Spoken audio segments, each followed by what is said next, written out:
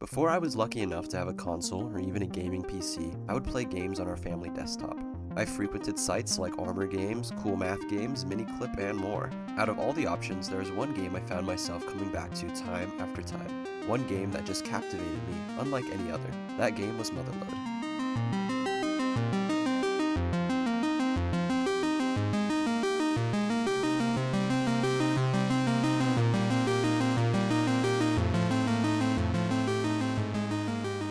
MotherLoad, a browser game initially released in 2004, has you playing as a miner seeking fortune on the planet Mars. The game opens with this message from a Mr. Natas. We forgot to refuel you on the way over. Drive over to the fuel station and fill her up. It's been almost impossible to hire decent miners on Mars since all the strange activity started happening around here. That's why we're willing to pay you at a premium for your services. I've given you a basic mining machine to get started with. Unfortunately, you'll be on your own from this point onward, as the settlers who were lucky enough to escape with their lives have fled to safety. However, all the shops here have been computerized, so you'll still be able to sell your minerals, fuel up, upgrade your pod, and buy special items. Remember, your job is to collect minerals and bring them back to the surface for processing. The deeper you dig, the more valuable the minerals you'll encounter. Don't forget to refuel. Good luck! This message serves as your introduction and tutorial for the game. Your goal is to mine down, search for valuable minerals, and bring them to the surface for processing. The deeper you mine, the more valuable the minerals, and the more money you gain. With your money, you can upgrade your mining equipment, allowing you to mine for longer and dig deeper. However, this tutorial message reiterates the importance of fuel. Your fuel gauge is the most important thing to keep track of in MotherLoad, as if it reaches empty, your mining machine will explode, and you will have an immediate game over. We are also introduced to the general lore of the game. The game offers some foreshadowing and mystery, creating a somewhat uneasy feeling. Why did the settlers flee, and what exactly is the nature of this strange activity? There are unknown dangers on Mars, but the idea of profit is clearly enticing enough to put those trepidations aside. We are also introduced to Mr. Natas, clearly strange-looking man, dressed like some sort of pilgrim. He's hired us for this job, and even provided us with starting materials, but can he truly be trusted? On the surface of Mars, there are a few different shops. The first place, and the place you'll be visiting the most often, is the fuel pump. Here you can refill your fuel, the lifeblood of your mining machine. Fuel is pretty cheap, with a full tank often costing less than $100. In the early game, the price of fuel is something you may have to consider, but as you start making more money, the price becomes pretty inconsequential. Next, we have the mineral processing station.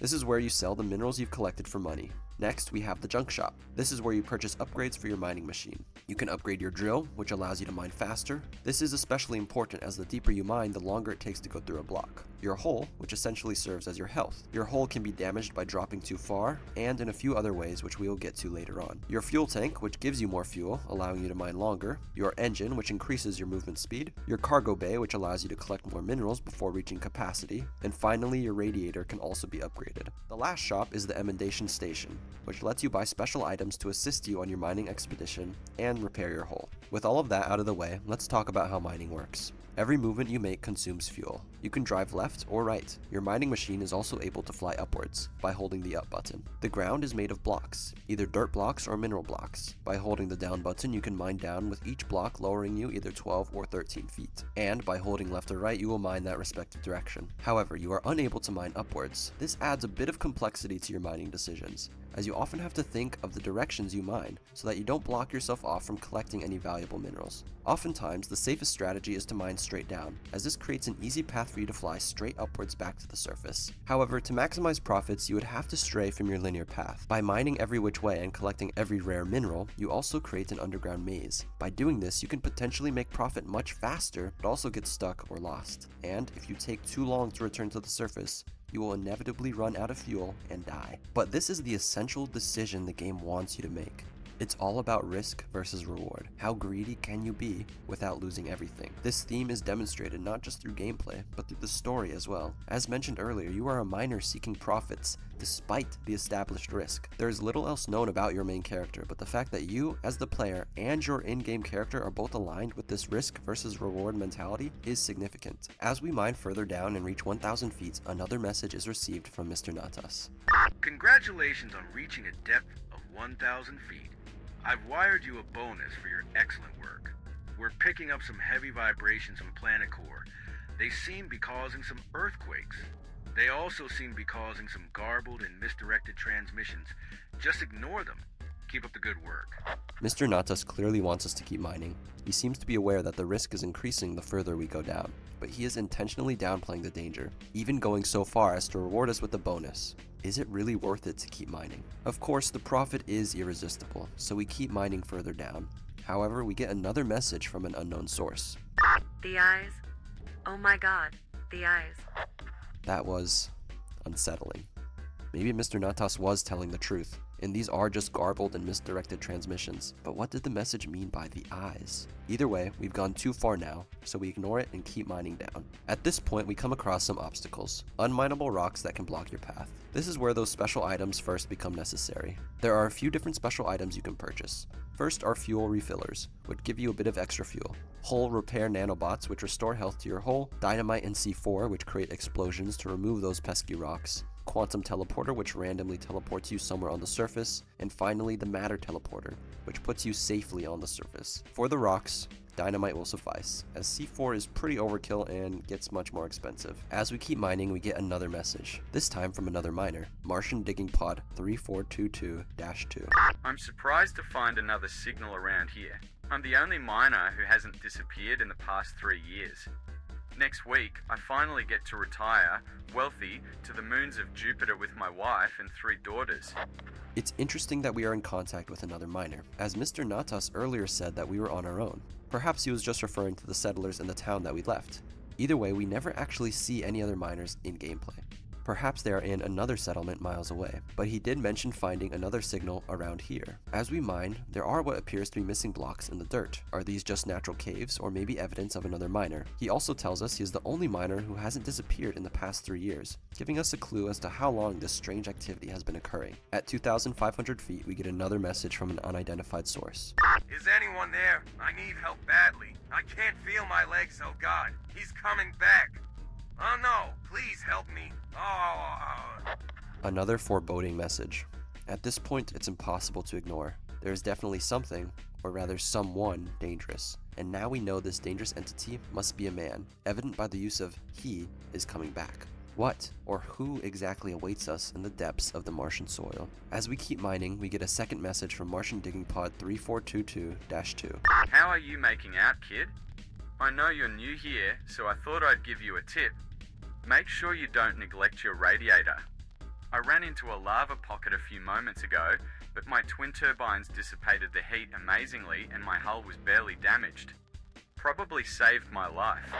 Once again, we have a new obstacle, lava pockets, which can do huge damage if you mine through them. Of course, you can avoid them, but by upgrading your radiator, the damage is reduced so you can safely mine through. However, if you would rather save your money, lava pockets can be exploded using dynamite. Either way, remain wary of lava pockets. At 3,500 feet, we get another message from Mr. Natas. Once again, congratulations. You've made it farther than even I anticipated. Anyways, I've sent you another bonus. Watch out for natural gas pockets. They're undetectable and highly explosive. One more thing.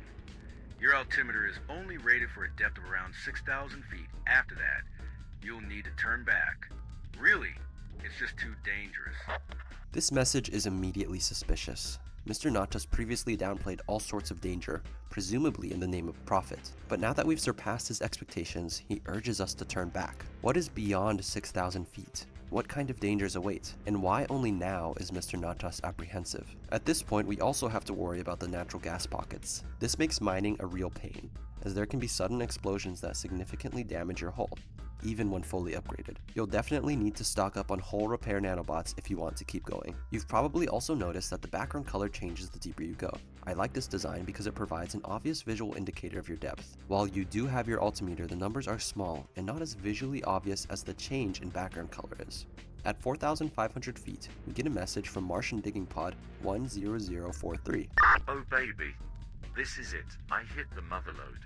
I'm rich. I'm filthy rich. Hey, what the? No, it can't be. Oh god. A message from another miner. However, this one is faceless. While the other faceless messages may or may not have been from miners, This definitely seems to be from a miner, as is from a Martian digging pod. This calls the statement from miner 3422-2 into question. Miner 3422-2 previously told us he was the only one who hadn't gone missing. Was this a developer oversight? Is miner 3422 lying? Maybe the miner just wasn't aware. Perhaps 10043 was a new miner like us. Regardless, this miner seems to have come across the same thing the people from the unidentified messages did. The danger grows ever palpable, but whether due to some limitless greed or a morbid curiosity, we keep mining down. Like Mr. Natas said, at 6,000 feet, the depth gauge becomes unintelligible. We are truly in uncharted territory now. However, we keep mining, as at this point, it's all we know. Mr. Natas then sends us this message. You are violating the terms of your employment. Turn back immediately. Mr. Natas clearly wants us to leave, but interestingly, he makes no mention of danger. Instead, he warns us we are violating the employment terms. Is this because he knows we don't care about any danger, or because he isn't actually worried about our safety? Either way, we've gone too far to turn back now. As we go deeper, we get another message from Mr. Natas. Return to the surface immediately, or you'll be terminated, or as in fired. It seems Mr. Natas had a bit of a Freudian slip. He warns us of termination, but clearly he isn't talking about our job. We defy Mr. Natas and keep mining. Eventually, we reach what seems to be the bottom. It's unminable, but if we mine to the right, we find a small entrance to a vast cavern. As we enter the massive cavern, Mr. Natas sends us this transmission. Ha ha ha. You fool. I told you to turn back. Now I have no choice but to kill you. You've served my factories well, but I think I'll take my machine, my money, and your pathetic life now. See you in hell. Mr. Natas then rises from a pile of bones and a boss battle begins. In case it wasn't already super obvious, Mr. Natas is the devil. In fact, Natas backwards reads as Satan. It seems we were working for the devil himself this entire time. He stoked our greed and we ignored his warnings. Now, for our hubris, we will have to face Satan himself. The game prepares you for this fight with the previous mining obstacles. To damage Mr. Natas, we have to use dynamite or C4, which we previously used to destroy the rocks. And when Mr. Natas damages us, we will need to use the hull repair nanobots, which we also used for the gas pockets. While a boss battle in a game with previously zero combat at all may seem super out of place and awkward, the game does a good job preparing you for this fight, and I find it really cool that your mining tools take on a new purpose in this boss fight. To defeat Mr. Natas, you'll have to place your explosives on the ground while avoiding his attacks. It's not too difficult as long as you've stocked up on C4 and hull repair nanobots, which should be easy because at this point, you are likely swimming in money. However, once you lower his health to 0, he explodes from the ground once more, taking on a new form. That's right, Mr. Natas has a second phase, and now he is some sort of cyborg-hooved demon dinosaur. Mr. Natas sends us another message. Aha! Imbecile! You really think you can defeat me? I am the master of all evil. Behold my true form. The second phase is fairly similar to the first. Of course, he has more health and some new attacks, but as long as you still have lots of items, you should come out on top. We finally defeat Mr. Natas as he crumbles to the ground. Funnily, we are awarded with his items and plenty money. We get a congratulations screen showing our miner has hit the MotherLoad. For being over 2 decades old, MotherLoad actually holds up quite well. Obviously, the graphics aren't phenomenal, but I think it adds some charm to the game experience. The gameplay loop is basic, but done very well. The loop of getting money to buy upgrades to get even more money and even more upgrades was very common for these older Flash games, and for a good reason, as it is very addicting. But I like that MotherLoad has an end to the game. You don't just infinitely mine deeper, you have a narrative that culminates in a pretty satisfying boss battle. The story isn't super deep. It definitely isn't without any holes, but it is compelling enough to give you another reason to keep mining. Mr. Natas is very clearly evil, but the reveal of him as the devil himself, as well as the foreboding messages from other miners, is super fun. In my opinion, there are also pretty heavy-handed themes of greed, and the game does a good job conveying that through the story as well as gameplay. Overall, MotherLoad was an amazing game for its time. It even had a sequel in 2013 called Super MotherLoad, with pretty favorable reviews. MotherLoad has also, in my opinion, inspired countless other games, including Terraria, Spelunky, and Domekeeper. While nostalgia does play a part in my love for MotherLoad, the game is truly quite good. Addicting gameplay, a wacky but fun story, and deeper themes displayed by both the narrative and gameplay. Do you remember MotherLoad?